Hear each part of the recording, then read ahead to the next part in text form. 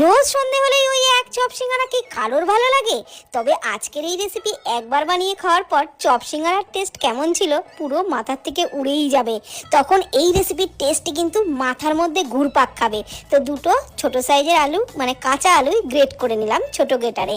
তারপর ওর মধ্যে দিয়ে দিলাম হাফ কাপ সুজি, হাফ কাপ বেসন, পরিমাণ মতো লবণ, হলুদ গুঁড়ো, একটু ধনে গুঁড়ো, আর দিয়ে দিলাম অল্প গরম মশলার গুঁড়ো, লঙ্কার গুঁড়ো আর ম্যাগি মশলা, কাঁচা লঙ্কা কুচি আর ধনে পাতা কুচি।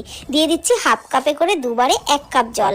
তারপর সমস্ত কিছু খুব ভালো করে মিশিয়ে 5 মিনিটের জন্য ঢাকা দিয়ে রেস্টে রেখেছিলাম। 5 মিনিট পর কড়াইয়ে অল্প সাদা তেলে দিয়ে দিলাম একটু গোটা জিরে আর জোয়ান। এগুলোকে লো ফ্লেমে নাড়াচাড়া করে একটু ভেজে নিয়ে ওই সুজি আর বেসনের মিশ্রণটা দিয়ে দিলাম। তারপর লো ফ্লেমেই নাড়াচাড়া করে এইরকম শুকনো শুকনো করে একটা মণ্ড বানিয়ে নিলাম। তারপর স্টিলের থালাতে একটু তেল মাখিয়ে নিয়ে ওর মধ্যে ওই মণ্ডটা গরম অবস্থাতেই কিন্তু খুব সুন্দর করে সেট করে নিলাম। আর ঠান্ডা হয়ে